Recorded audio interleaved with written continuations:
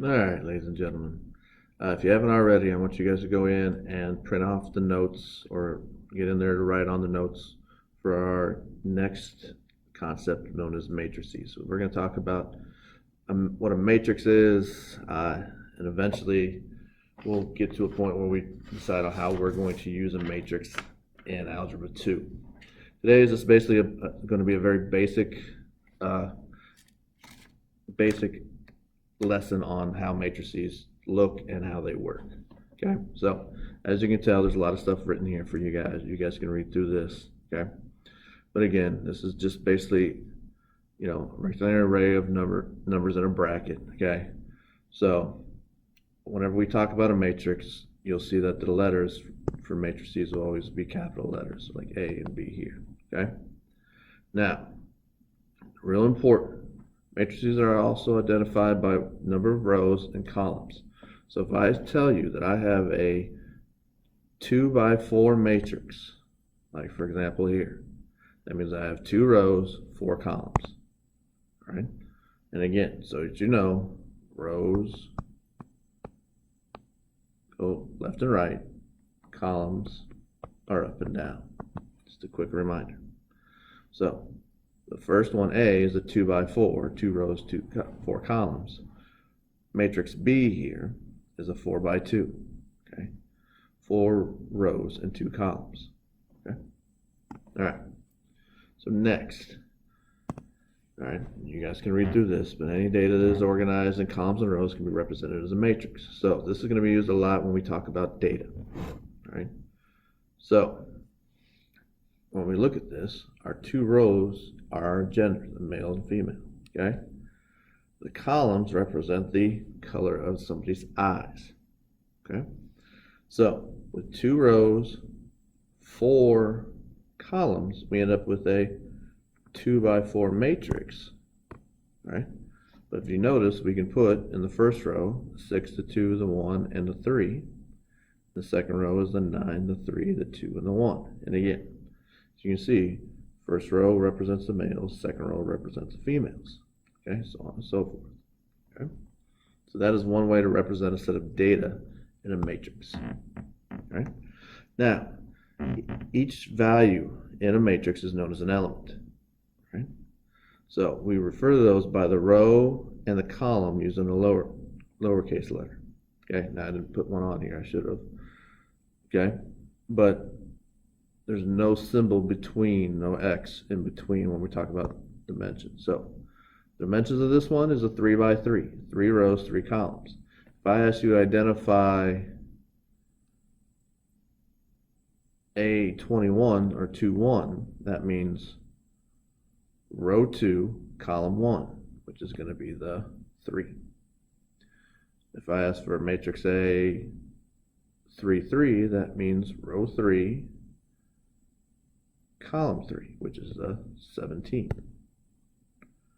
And then A1, 3, that means row 1, column 3, so the -1. Okay?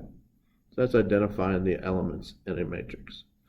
It goes by rows, then by columns. All right. Next, one thing that we can do with matrices is we can do what we call scalar multiplication. Scalar multiplication, one of the things that we can do, right, is we can actually, it's kind of like thinking of multiplying by a set of parentheses using the Schroeder property. It's the same idea. What we can do, if we have this 6 times this matrix, all this means that we're going to multiply 6 by each term inside this matrix. So 6 times 4 is 24. You've got 6 times 9, which is 54. 6 times -2 is -12, and 6 times 0 is 0. What I'd like you guys to do is to pause this for a second. I want to multiply this -3 by each term inside that set of parentheses. Or sorry, inside that matrix. So basically what we're going to do is triple everything in there and change the sign. Okay? So just pause it, try it, and see if you get what I get.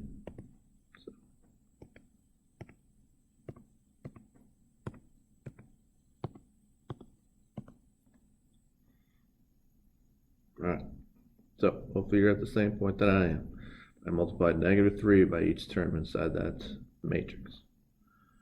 The other thing we have here is the addition or subtraction of matrices.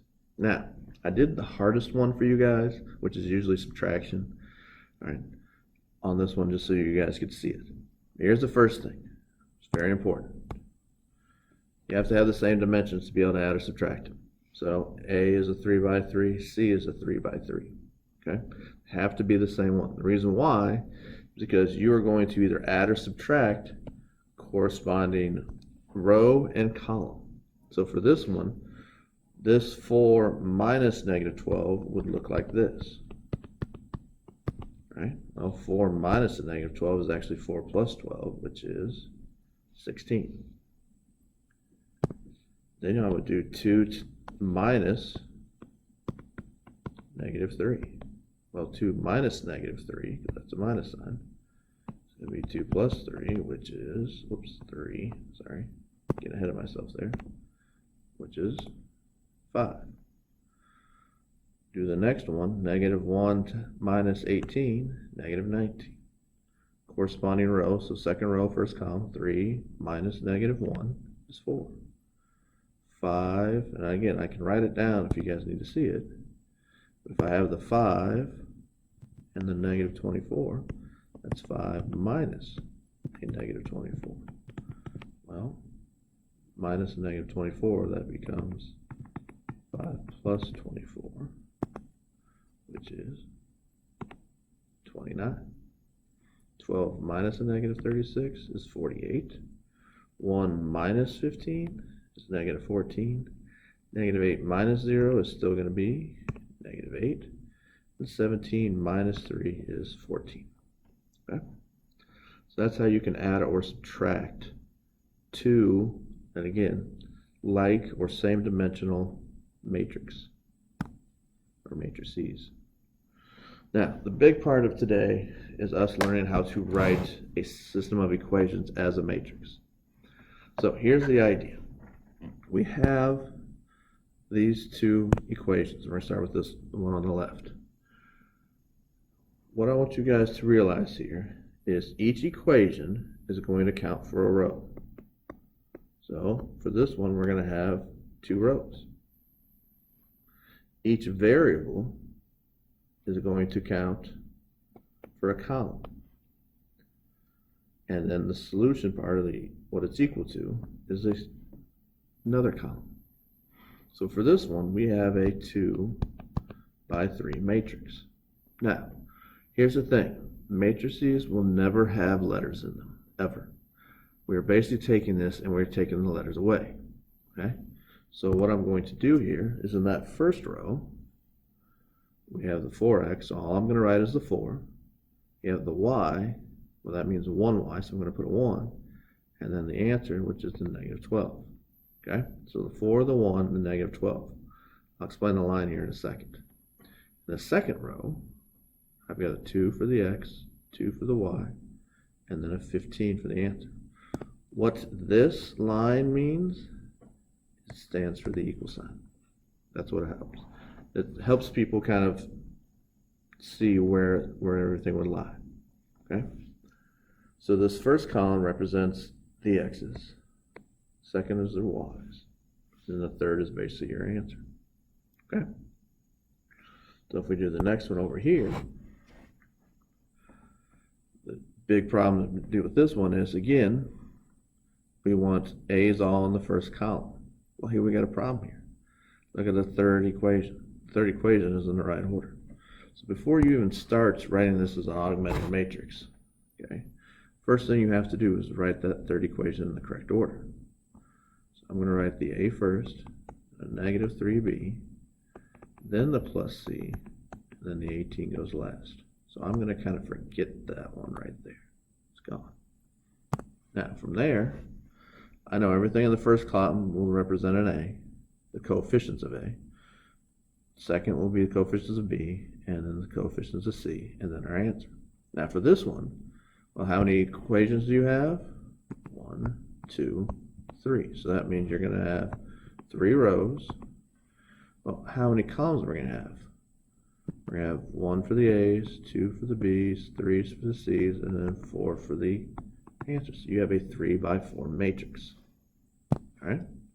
When we go ahead and correspondingly put them in, you have the 2, the 1, the -5, and then the -21 for your first row. Second equation, 1, coefficient of 1 for the A, coefficient of 2 is B for the B, and -4 for the C. And then you have our -15. In the last one, we have a coefficient of 1, this is a 1A, -3, and then 1 for the C, and then 18. Okay? So now you've taken equation that was and wrote it as an augmented matrix. All right. So now, from there, let's talk about some word problems. Okay? Now, we're not going to solve these today. All we're going to do is just write these now. What you're going to be asked to do is you're going to be asked to write a system of equations, which you've already done. We did that before. Okay? We did that a lot in our first unit. We're going to take that and we're going to write it as a augmented matrix. So starting off with, you guys have probably read through the problem right now. Well, as we've done before, you're going to identify your variables. Well, so I'm going to use N for nickels and D for dimes because that's what I'm looking for. And as we've done before, we talk about how we're going to write these. Well, from here, if we're looking at this, starting off with, you've got your value, which is $4.50. And remember how we talked about, you're going to write in here, value of a dime and a nickel. And then together all the coins are 55 coins. So you're going to basically add the two sets of coins together. They don't need a value there. With that in mind, we're going to write a matrix from there. So as we're writing the matrix for this one, 1 row, 2 rows, 1 column, 2 columns, 3 columns. So you better have a 2 by 3 matrix. So in that first one, you're going to have make sure that you write things correctly. So 0.05 stands for the nickels, 0.1 for the value of the dimes, and then the 4.5. Last one, the coefficients are both 1. So you're going to have a 1, a 1, and then a 55. Okay? Next one. All right, so it cost the town $350 every time an entrance door to a public office was widened to accommodate a wheelchair. It costs $540 every time a ramp is built to provide wheelchair access to a public building. Okay? If they spent $12,900 to provide larger doorways and ramps at 34 different locations, how many ramps were built? Now, again, we're just going to set this up today. So starting off with the two things we don't know is the number of doorways and ramps that were built. Okay? So, starting off with, you know there's going to be $12,900. So that means the doors are worth $350 to widen, and it costs $540 to build a ramp. So $350 times the number of doorways, $540 times the number of ramps should equal to $12,900. Okay? Now the total together is 34. Well, 34 doors plus ramps. From there, write the augmented matrix. So again, 2 rows, 3 columns. So the first row is the first sentence as the first equation. So the 350, the 450, and then the 12,900. The second one will have the 1, the 1, and the 34. Okay. All right. The last one. Okay. So we got Melissa, Wes, and Daryl went to Fred's Burgers to get food for their friends at school. So Melissa spent $6.35 on 2 burgers, 1 order of French fries, and 2 colas. Wes ordered 1 burger, 2 orders of fries, and 2 colas, and bill was $5.45.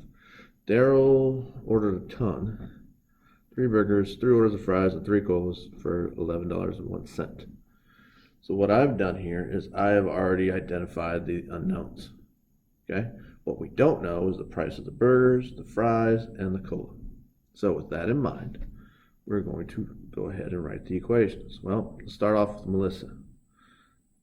Melissa, 2 burgers, 1 fry, so just 1 F, and then 2 colas, so 2 C. And that should all equal $6.35.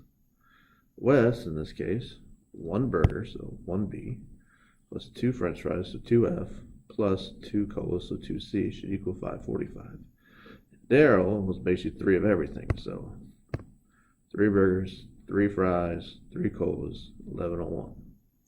So from there, this one, 3 unknowns, we have 3 equations, 3 variables. So we have 3 equations with 3 rows, 3 variables plus the answer gives us 4. So this is going to be a 3 by 4. Okay. As we go to plug this in, we take the coefficients, and here we go. 2, a 1, a 2, and a 6.35, a 1, a 2, a 2, and a 5.45. And then you've got Bill or Daryl at the end at 333 and 1101.